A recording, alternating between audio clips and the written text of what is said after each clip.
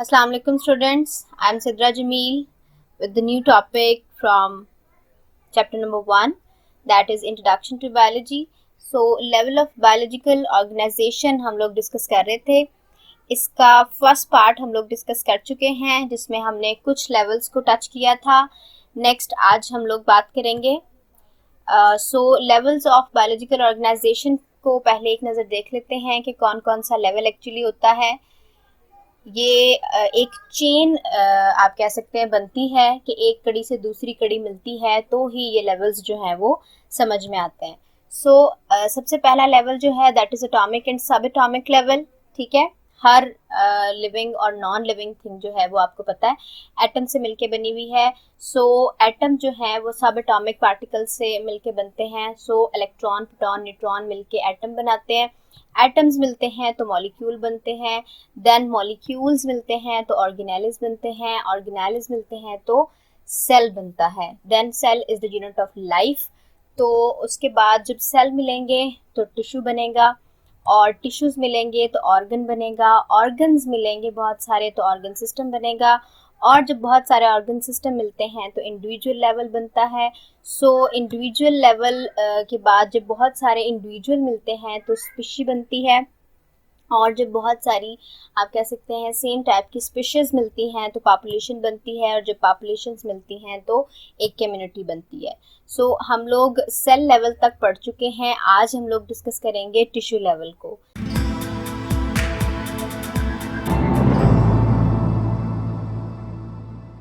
इसको अगर डिफाइन किया जाए तो हम कहते हैं in multicellular organism like animal और प्लांट. आपको पता है यूनिसेलर में तो एक ही सेल सारे के सारे लाइफ प्रोसेसेस करता है. सो टिश्यू लेवल जो है वो सिर्फ मल्टी सेलुलर में पाया जाता है.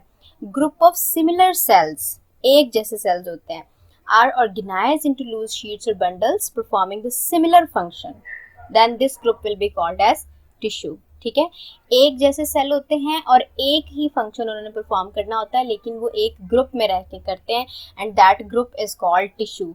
इसकी एग्जांपल अगर ली जाए तो एनिमल्स में मसल टिश्यू हैं जो कि मूवमेंट में हमारी हेल्प करते हैं. ग्लैंडुलर टिश्यूज हैं जो कि सिक्रीशंस प्रोड्यूस करते हैं. और प्लांट्स में जाइलम टिश्यू है जो कि वाटर की ट्रांसपोर्ट कराते हैं. और फ्लोएम टिश्यू है जो कि फूड की ट्रांसपोर्ट के लिए स्पेशलाइज्ड होते हैं. सो ये एक डायग्राम शो की हुई है that is a nervous tissue. ठीक है, नेक्स्ट है हमारे पास ऑर्गन लेवल. सो ऑर्गन लेवल को अगर डिफाइन किया जाए तो हम कहेंगे कि different tissues having related functions assembled together in a structure to carry out its function with the great efficiency. यानी बहुत सारे टिश्यूज वो डिफरेंट होंगे. ठीक है, पहले हमने कहा था सेम सेल मिलते हैं तो टिश्यू बनता है. अब हम कहेंगे डिफरेंट टिश्यूज मिलते हैं जिनका फंक्शन रिलेटेड होता है. फंक्शन डिफरेंट हो सकता है लेकिन वो फंक्शंस रिलेटेड होते हैं, एक ही मकसद के लिए वो काम कर रहे होते हैं. ठीक है, सो इसलिए हम कहते हैं कि रिलेटेड फंक्शन होता है, वो एक जगह पे असेंबल होते हैं और एक स्ट्रक्चर बनाते हैं जिसको हम कहते हैं ऑर्गन लेवल. और इसकी सबसे बेस्ट एग्जांपल है हमारे पास स्टमक. तो स्टमक में एक्चुअली दो तरह के टिश्यूज जो हैं वो पाए जाते हैं और काम उनका एक्चुअली क्या होता है, फूड को डाइजेस्ट करना. ठीक है, पर्पस एक है, गोल एक है और इस गोल को अचीव करने के लिए जो उसके पास डिफरेंट टाइप के टिश्यूज हैं उनकी बात अगर हम करें तो एक तरफ उसके पास होता है एपिथेलियल टिश्यू जो कि ग्लैंडुलर टिश्यू की एग्जांपल है और ये गैस्ट्रिक जूस सिक्रीट करता है. ठीक है, दूसरी तरफ इसके पास होता है मस्कुलर टिश्यू जिनका काम जो है वो कॉन्ट्रैक्शन और रिलैक्सेशन कराना है. और इन दोनों का जो बेसिक रोल है वो है digestion of food. Like protein content को इन्होंने डाइजेस्ट करवाना है. किस तरह से, जो गैस्ट्रिक जूस है उसके अंदर एक्चुअली केमिकल्स पाए जाते हैं, एंजाइम स्पेसिफिक पाया जाता है पेप्सिनोजेन जो कि प्रोटीन की डाइजेशन में हेल्प करता है. म्यूकस होता है उसके अंदर. ठीक है, HCl होता है उसके अंदर. तो ये सारा जूस जो है वो मिलके प्रोटीन को डाइजेस्ट करवा रहा है. सो इसके साथ साथ जो मस्कुलर टिश्यू है वो कॉन्ट्रैक्ट और रिलैक्स करते हैं और चर्निंग का प्रोसेस करते हैं ताकि फूड को मज़ीद ग्राइंड किया जा सके. ठीक है, प्रोटीन कंटेंट जो आया है वो मज़ीद ग्राइंड हो जाए और इसके साथ साथ वो मिक्स अप हो जाए. ठीक है, इस गैस्ट्रिक जूस के साथ. तो ये दोनों काम करेंगे तो ही प्रोटीन की डाइजेशन हो पाएगी. सो ये यहाँ पे कुछ आपको उन्होंने दिखाए भी हुए हैं. Examples for organ. देन है ऑर्गन सिस्टम। सो फिर वही कड़ी से कड़ी मिलाएं अगर हम, तो सेल मिले तो टिश्यू बना, टिश्यूज मिले तो ऑर्गन बना, अब ऑर्गन्स मिलेंगे तो ऑर्गन सिस्टम बनेगा। सो इसको डिफाइन करेंगे हम, organs are part of organ system where total function involved in one process or phenomena are carried out। यानी डिफरेंट ऑर्गन्स हैं, वो डिफरेंट डिफरेंट काम कर रहे होते हैं, लेकिन उन सब का पर्पस एक होता है, एक ही प्रोसेस और एक ही फिनोमिना के लिए वो डिफरेंट अपना रोल प्ले कर रहे होते हैं, ठीक है। और इसके लिए एग्जांपल है हमारे पास डाइजेस्टिव सिस्टम। सो आपको पता है डाइजेस्टिव सिस्टम में आपके पास माउथ भी है, स्टमक भी है, स्मॉल इंटेस्टाइन भी है। ये मैं बेसिक वो बात बता रही हूँ आपको, वो पार्ट्स बता रही हूँ जिन्होंने डाइजेशन में रोल प्ले करना है, ठीक है। सो माउथ में कार्बोहाइड्रेट की डाइजेशन होती है, आपके स्टमक में प्रोटीन की डाइजेशन होती है, स्मॉल इंटेस्टाइन में लिपिड की डाइजेशन होती है। सो इन सारे के सारे पार्ट्स के साथ और भी बहुत सारे ऐसे पार्ट्स हैं, लाइक पेंक्रियाज है, लिवर है, जो कि इनकी हेल्प करता है। ये सारे के सारे ऑर्गन्स डिफरेंट डिफरेंट काम कर रहे हैं, लेकिन इन सब का पर्पस एक है, digestion of food. So different organs मिलके जब एक पर्पस के लिए काम कर रहे होते हैं, सो दैट प्रोसेस और that group is called organ system. And the organ system level of organization is much less definite in plant than in animals, ठीक है। So plant में organ system level उस तरह का नहीं होता जिस तरह का animals में पाया जाता है, क्योंकि animals में कॉम्प्लेक्सिटी ज़्यादा होती है, हमारे आप कह सकते हैं लाइफ प्रोसेसेस और तरह के होते हैं। प्लांट्स में इतनी कॉम्प्लेक्सिटी रिक्वायर नहीं होती, इसलिए उनमें ऑर्गन सिस्टम उस तरह से नहीं होता, बल्कि डिफरेंट ऑर्गन्स होते हैं जो कि डिफरेंट फंक्शंस परफॉर्म कर रहे होते हैं प्लांट के लिए। जैसे कि हमारे पास 4 डिफरेंट ऑर्गन हैं, मेजर ऑर्गन हैं प्लांट के, root, shoot, leaves and flower. So इसके अगर हम फंक्शंस की तरफ देखें तो रूट का एक काम होता है कि वो एंकर करती है प्लांट को, ठीक है, सॉइल में। दूसरा ये कि वो स्टोरेज करती है फूड की। तीसरा उसका काम ये होता है कि वो वाटर और मिनरल एब्जॉर्ब करके पूरी प्लांट बॉडी को प्रोवाइड करती हैं, ठीक है। शूट का काम ये होता है कि ये सपोर्ट करती है इंटायर प्लांट बॉडी को। और लीव्स जो हैं वो तो फूड फैक्ट्री हैं, वो वहाँ पे फोटोसिंथेसिस होती है और वो पूरी प्लांट बॉडी के लिए फूड बनाते हैं। देन है हमारे पास फ्लावर। तो flower is a reproductive structure जो कि हम कहते हैं कि नेक्स्ट जनरेशन बनाने में इन्वॉल्व होता है। नेक्स्ट है हमारे पास इंडिविजुअल लेवल। सो फिर हम बात करेंगे कि जब सेल मिलते हैं तो टिश्यू बनता है, टिश्यूज मिलते हैं तो ऑर्गन बनता है, ऑर्गन्स मिलते हैं तो ऑर्गन सिस्टम बनता है। सो फिर ऑर्गन सिस्टम्स डिफरेंट मिलेंगे तो क्या बनेगा, इंडिविजुअल, ठीक हो गया। So various organs in plants and various organ systems in animal are assembled together to form an individual, the whole organism। ये फर्क आपने याद रखना है कि प्लांट्स में डिफरेंट ऑर्गन्स मिलते हैं, ठीक है, उस तरह का एज सच ऑर्गन सिस्टम नहीं है, डिफरेंट ऑर्गन्स मिलते हैं। और एनिमल में ऑर्गन सिस्टम्स मिलते हैं, तो एक पूरे का पूरा इंडिविजुअल या ऑर्गेनिज्म हमारे सामने आ जाता है। It is different from other members of the same species, यानी इंडिविजुअल है, हम सब इंडिविजुअल है ना, हम सब एक दूसरे से डिफरेंट हैं, ठीक है। हमारी नेचर, हमारे कैरेक्टरिस्टिक्स, हमारे फीचर्स, वो सब जो हैं वो हैं, तो हम एक ही स्पीशी, ह्यूमन स्पीशी से ताल्लुक़ रखते हैं, लेकिन हम सब के सब जो हैं वो एक दूसरे से डिफरेंट हैं। और प्लस थिंग इज़ दैट कि एक ऑर्गेनिज्म की बॉडी में कोऑर्डिनेशन पाई जाती है, उसके सारे के सारे सिस्टम जो हैं वो मिल के काम करते हैं। इसकी अगर हम एग्जांपल लें तो वो इस तरह से मैं कहूँगी कि जब हमारी बॉडी एक्सटर्नल एक्सरसाइज या किसी हार्ड एक्सरसाइज में या किसी कंटिन्यूस सिस्टम में इन्वॉल्व होती है, तो क्या होता है, हमारे मसल्स काम कर रहे होते हैं, ठीक है, यानी हम एक्सरसाइज कर रहे हैं अगर, तो हमारे मसल्स जो हैं वो काम कर रहे हैं बेसिकली। लेकिन यहाँ पे सिर्फ मसल्स काम नहीं कर रहे होते, इस मस्कुलर सिस्टम के साथ साथ हमारा रेस्पिरेशन का सिस्टम भी काम कर रहा होता है, ठीक है, हमारा ब्रीदिंग रेट बढ़ जाता है। और जब ब्रीदिंग रेट बढ़ता है तो ऑब्वियसली हार्ट रेट भी बढ़ जाता है, ठीक है। और हम ये कहते हैं ऐसा क्यों होता है एक्चुअली, क्योंकि मसल जब मूव करते हैं तो हमें एनर्जी चाहिए होती है, ठीक है, और एनर्जी प्रोडक्शन के लिए हमें ऑक्सीजन चाहिए होती है। सो ऑक्सीजन को लेने के लिए हमें रेस्पिरेशन का रेट बढ़ाना पड़ता है। जब ऑक्सीजन हमारे लंग्स में चली जाती है तो उसको उन मसल्स तक पहुंचाने के लिए फिर पंपिंग की ज़रूरत होती है। सो इसलिए फिर हार्ट रेट बढ़ जाता है। तो ये सारे के सारे स्टेप्स जो हैं वो एक दूसरे के साथ कोऑर्डिनेटेड हैं। सो इस कोऑर्डिनेशन को अगर एनिमल्स की बात करें तो कंट्रोल करते हैं हमारे नर्वस सिस्टम और एंडोक्राइन सिस्टम, ठीक है।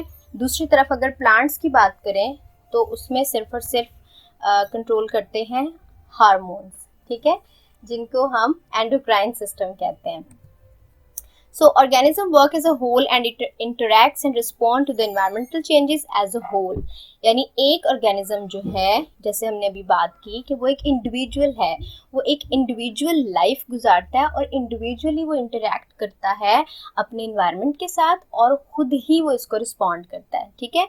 यानी फॉर एग्जांपल अगर इन्वायरमेंटल चेंज है, ठीक है, एनवायरनमेंट में अगर चेंज आया है तो एक ऑर्गेनिज्म खुद उसको रिस्पॉन्ड करेगा. ऐसा नहीं है कि अगर एनवायरनमेंट में चेंज आया है, टेम्परेचर ज़्यादा हो गया है तो आप कहो भी मेरी जगह तुम्हें पसीना आ जाए तो कूलिंग इफेक्ट मुझे मिल जाएगा. ऐसा नहीं हो सकता. एक इंडिविजुअल खुद इंटरेक्ट करता है और खुद ही रिस्पॉन्ड करता है. नेक्स्ट लेवल है स्पीशी एंड पॉपुलेशन, ठीक है. स्पीशी का कॉन्सेप्ट होगा तो आपको पॉपुलेशन समझ आएगी. सो जब हमने ये कहा कि एक इंडिविजुअल लेवल कब बनता है, जब बहुत सारे ऑर्गन सिस्टम्स मिलते हैं. सो ऑर्गन सिस्टम्स मिलेंगे तो इंडिविजुअल बनेगा और बहुत सारे इंडिविजुअल्स मिलेंगे तो फिर ऑब्वियसली स्पीशी बनेगी. सो इसकी अगर हम बायोलॉजिकल डेफिनेशन देखें, अ group of same type of living organism which can interbreed and produce fertile offspring is called species. ऐसा ग्रुप जो बिल्कुल एक जैसे हो और वो इंटरब्रीड भी कर सकते हो और उनकी इस इंटरब्रीडिंग प्रोसेस से नई जनरेशन भी बन सकती हो और जो नई जनरेशन बनी है वो भी फर्टाइल हो, वो भी नेक्स्ट जनरेशन प्रोड्यूस करने के काबिल हो, तो फिर हम उस ग्रुप को कहते हैं स्पीशी, ठीक है. लाइक ह्यूमन बींग्स, हमारी स्पीशी, कैट की स्पीशी, डॉग्स की स्पीशी, ठीक है, ये आपस में इंटरब्रीड कर सकते हैं. कैट्स के साथ, डॉग के साथ. ऐसा नहीं होता कि कैट और डॉग की इंटरब्रीडिंग हो और आगे कोई नस्ल बढ़े, ऐसा नहीं हो सकता, ठीक है. सो पॉपुलेशन कब बनेगी, जब डिफरेंट स्पीशीज मिल जाएंगी, ठीक है, बहुत सारी सेम स्पीशीज जो है मिल जाएंगी. So a population is a group of living organism of the same species located in the same place at the same time. Population के लिए आपने सेम का वर्ड याद रखना है. Same species, same place, same time. जहाँ पे भी ये तीन सेम आ जाएं, it's mean we are talking about population, ठीक है. Like the number of rats in a field of rice, the number of students in your biology class, ये पॉपुलेशन हो सकती है. और human population in a city और एक specific time में, ठीक है. जैसे हम कहते हैं कि 2020 की ह्यूमन पॉपुलेशन पाकिस्तान में, ठीक है, सेम प्लेस, सेम टाइम 2020 और सेम स्पीशी, तो that will be called as population. Next है हमारे पास पैरामीटर्स अबाउट पॉपुलेशन. तो कुछ ऐसे पैरामीटर्स हैं जिनको जानना आपके लिए बड़ा ज़रूरी है, जैसे कि है जीन फ्रीक्वेंसी. जीन फ्रीक्वेंसी का मतलब ये होता है कि एक पॉपुलेशन में एक स्पेसिफिक अलील की रेशो क्या है, यानी टोटल अलील्स कौन सी हैं और उन टोटल में से एक स्पेसिफिक अलील का रेशो क्या है, that is a gene frequency. Then उसके बाद है जीन फ्लो. जीन फ्लो कहते हैं ट्रांसफर ऑफ जीन, यानी कोई एक यहाँ का बंदा जो है एशियन कंट्रीज़ का, अगर वो यूरोपियन कंट्रीज़ में जाके शादी कर लेता है तो एक पॉपुलेशन से दूसरी पॉपुलेशन में जीन का जो है वो फ्लो हो जाता है. देन है एज डिस्ट्रीब्यूशन, यानी एक स्पेसिफिक पॉपुलेशन में रहने वाले लोगों का एज ग्रुप क्या है, कितने उसमें बच्चे हैं, कितने बूढ़े हैं, कितने जवान हैं, that is called age distribution in a population. Then है पॉपुलेशन डेंसिटी, यानी एक पॉपुलेशन में नंबर ऑफ पीपल क्या है, ठीक है. यानी हम ये कहते हैं कि एक स्पेसिफिक जगह पे रहने वाले लोगों का पॉपुलेशन में कितना नंबर है, तो that will be population density. Then है पॉपुलेशन प्रेशर. पॉपुलेशन प्रेशर कहते हैं एक स्पेसिफिक एरिया में रहने वाले जो लोग हैं उनका नंबर क्या है और वो किस तरह से इंटरेक्ट कर रहे हैं अपने इन्वायरमेंट के साथ, that is called a population pressure. उसके बाद हमारे पास पॉपुलेशन इकोलॉजी. ये एक्चुअली इकोलॉजी की एक ब्रांच है जिसमें हम ये चेक करते हैं कि इसका इकोसिस्टम में पॉपुलेशन का क्या रोल है, ये किस तरह से अपने बायोटिक और एबायोटिक फैक्टर्स के साथ इंटरेक्ट करते हैं और किस तरह से रिस्पॉन्ड करते हैं. नेक्स्ट लेवल है हमारे पास कम्युनिटी. सो फिर वही बात कि कड़ी से कड़ी मिलती है. सो स्पीशीज मिलती हैं तो पॉपुलेशन बनती है, पॉपुलेशंस मिलती हैं तो फिर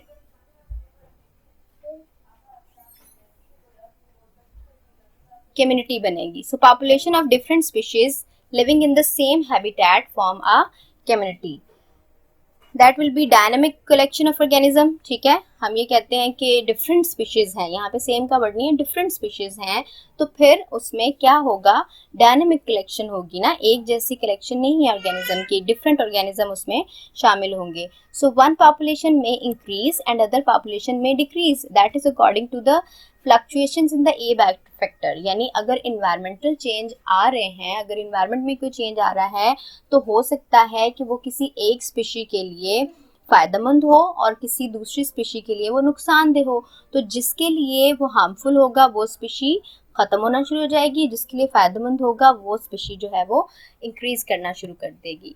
सो there are two basic type of communities, complex community and simple community. Complex community में एग्जांपल आती है फॉरेस्ट की, यानी जहाँ पे नंबर ऑफ पॉपुलेशन जो है वो ज़्यादा हो उसको कॉम्प्लेक्स कम्युनिटी कहते हैं, और जहाँ पे नंबर ऑफ पॉपुलेशन कम होता है उसको हम सिंपल कम्युनिटी कहते हैं, लाइक फॉलन लोग, ठीक है। नेक्स्ट हम लोग बात करते हैं कम्युनिटी में एक्चुअली क्या है, डिफरेंट पॉपुलेशंस शामिल हैं, और ये पॉपुलेशंस जो हैं वो इकोसिस्टम में रहते हुए इकोसिस्टम के साथ इंटरैक्ट करती हैं, इसके एबायोटिक फैक्टर्स के साथ और इसके लिविंग फैक्टर्स के साथ भी, जिसको बायोटिक फैक्टर कहते हैं, ठीक है। सो ये पॉपुलेशन जब लिविंग ऑर्गेनिज्म के साथ इंटरैक्ट कर रही होती हैं तो डिफरेंट इंटरैक्शंस या डिफरेंट रिलेशनशिप जो हैं वो सामने आते हैं, जैसे कि प्रेडेशन है जो कि एक प्रेडेटर और प्रे का रिलेशन है, ठीक है। शिकार और शिकारी के दरमियान में जो रिलेशन है that is called predation. Then है पैरासाइटिज्म। पैरासाइटिज्म कहते हैं एक पैरासाइट और एक होस्ट का रिलेशन, ठीक है, जिसमें एक पैरासाइट जो है वो किसी दूसरे लिविंग ऑर्गेनिज्म की बॉडी के अंदर या उसके ऊपर रहता है और उसको नुकसान पहुंचाता है। दूसरा है हमारे पास, तीसरा है हमारे पास कमेंशलिज्म, जिसमें कि किसी एक ऑर्गेनिज्म को फ़ायदा हो रहा होता है उस इंटरेक्शन से और दूसरे को ना फ़ायदा होता है ना नुकसान होता है, ठीक है। नेक्स्ट है हमारे पास म्यूचुअलिज्म। म्यूचुअल के नाम से ही आपको पता चल रहा है कि इसमें दोनों को फ़ायदा होता है, ठीक है, म्यूचुअली वो इंटरैक्ट कर रहे होते हैं। लास्ट है कंपटीशन। सो कंपटीशन जो है वो इंटरस्पेसिफिक भी हो सकता है और इंट्रा स्पेसिफिक भी हो सकता है, और ये होता है on the basis of availability of resources, यानी अगर रिसोर्सेज कम हैं तो फिर एक स्पीशी के लोग और डिफरेंट स्पीशीज़ के लोग जिनको कि उसी रिसोर्स की ज़रूरत है, बेसिक नीड उनकी वही है, तो फिर उनके दरमियान में एक मुकाबलाबाजी शुरू हो जाती है, दैट इज़ कॉल्ड कंपटीशन। जी, living world in space. Living world of today is enormous in size, ठीक है। आपको पता है कि पॉपुलेशन बढ़ती जा रही है, सिर्फ अगर ह्यूमन बीइंग की बात करें पॉपुलेशन बढ़ती जा रही है और ये लिविंग जो है वो इनॉर्मस होती जा रही है साइज में, रिप्रोड्यूसिंग हो रही है, इवॉल्विंग हो रही है all the time. So today almost all parts of the world abundance in living organism, हर जगह पे हर कोने पे जो है वो लिविंग ऑर्गेनिज्म आबाद हो चुके हैं, ठीक है। So the distribution of organism in space can be studied through biomes. अब बायोम्स क्या है? A biome is a large regional community primarily determined by climate, यानी क्लाइमेट को स्टडी करते हैं और फिर हम देखते हैं कि इस क्लाइमेट में किस तरह के लिविंग ऑर्गेनिज्म जो है वो रह सकते हैं, that is called biome. So major type of plant determine the other kind of plants and animal. एक मेजर टाइप को देख लेते हैं हम और फिर उसके करेक्टरिस्टिक्स के अकॉर्डिंग देखते हैं कि इस प्लांट को कौन कौन से एनिमल्स जो हैं वो खा सकते हैं या कौन कौन से एनिमल्स के लिए ये ऐसा फेवरेबल इन्वायरमेंट क्रिएट कर सकते हैं और कौन कौन से प्लांट्स जो हैं वो इसके आसपास आ सकते हैं। This is the main reason to study that major plant in a biome. So these biomes named after the type of major plant or major features of the ecosystem. So फिर biome, अक्सर biomes का नाम जो है वो उसी major plant के नाम पे रख दिया जाता है या फिर ecosystem के उस feature या उस factor पे रखते हैं जिसकी वजह से वहाँ पे different biological distribution जो है वो organism की हुई होती है। Thank you very much for your listening. अपना ख्याल रखिए। अल्लाह हाफ़िज़।